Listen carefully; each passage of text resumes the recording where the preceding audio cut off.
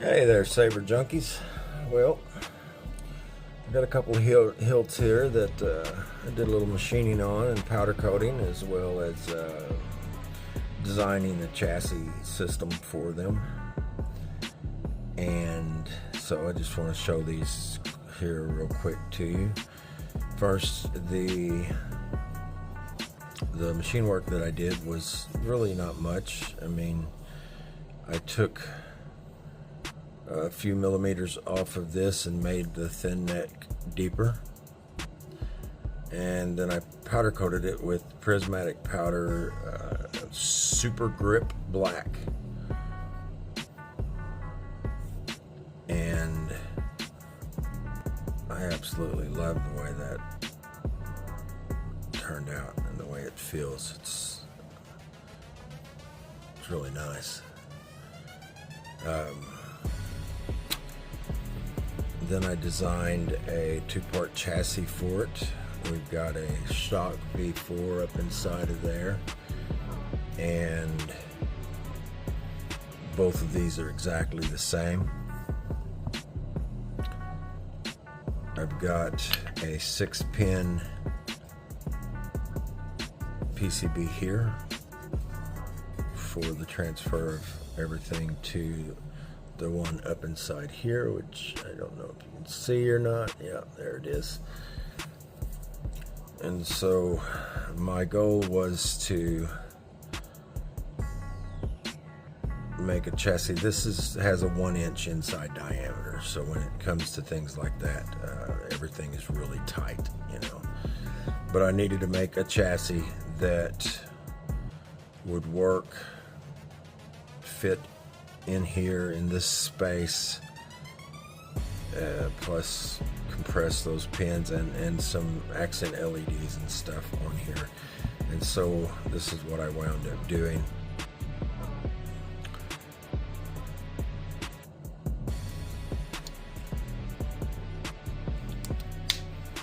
The battery comes in and out really easy, which I really do like that.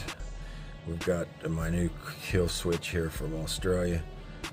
The resistance in me. And 14 LEDs on each side. On the back side here, I've got some 5mm micro switches. So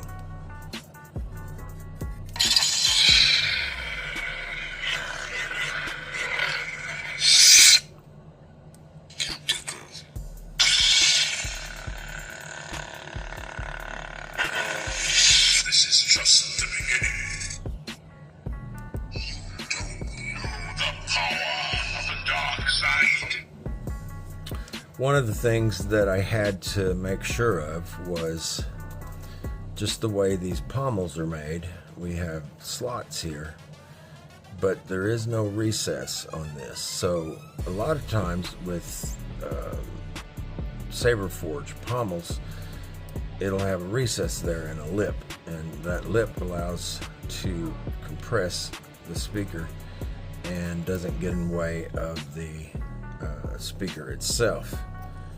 And on this one, I had considered machining this out,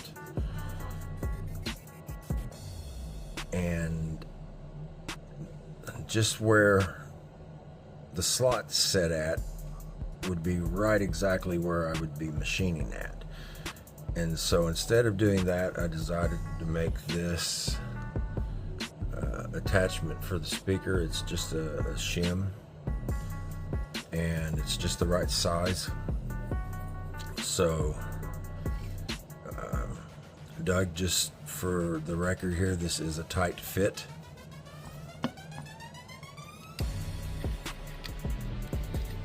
I also did some machining on the hilt itself to line up everything so that these align here, because that was a very specific thing that Doug asked. Put triangles on it instead of D-rings, and to line that up so that the triangles line up with the switches. And so I set the PCB up to be programmed with the subblade for the animations. Now on this one, because it is a tight fit, you have to do this to get it out. When you put it in, you're going to feel the notches on this hitting these. You're going to feel it right there. It's only a turn, but that's just the way it wound up being, because the notches are exactly where the slots are here, okay? My ally is the Force. So this one is identical, maybe a little bit less loose of a fit there, but right here you start feeling the notches, and then it locks down, even with the switches. So on the switches here, Doug wanted some that were recessed down so he wouldn't hit them, and I had, just by chance, the perfect switches that fit down in here. So they're below and they're recessed, and they are clicky switches, which I love clicky switches, and I had 4 of them, so that turned out really well.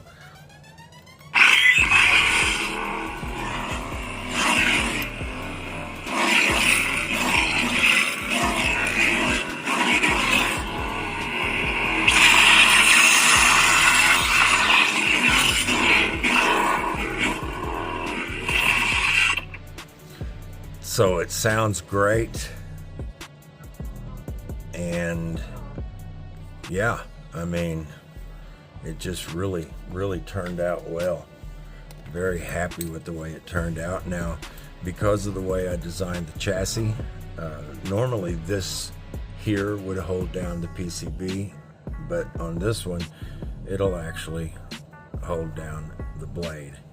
So you've got 2 bolts, 2 set screws, 2 retention screws holding the blade in.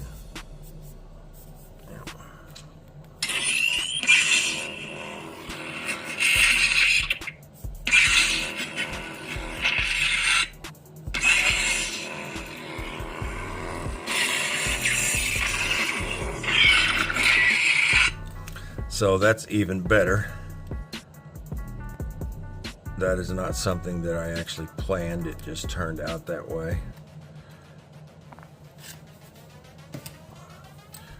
So everything in here, you don't see the set screws, and they're both on the side, so that's really nice. Yeah, I mean, these just turned out really awesome. I'm really happy with the way they turned out.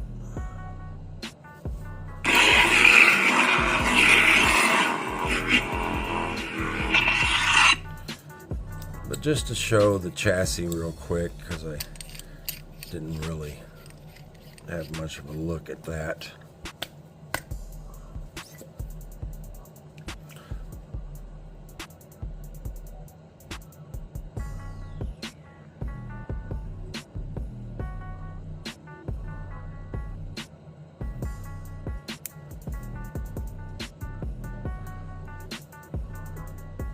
Of course, we have the covers here. Give it a bit of diffusion for the LEDs. My ally is the Force. The shim here on the back did not necessarily need to be glued. It would have worked just fine without gluing it. It would have just had to have gone in last. But I wanted to go ahead and glue it on there so that it's just something you don't have to worry about. You don't have to worry about losing it or anything like that.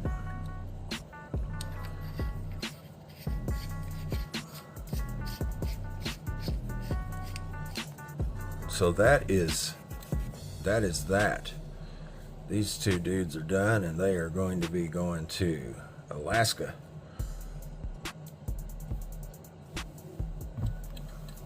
You guys have a good one, and take care.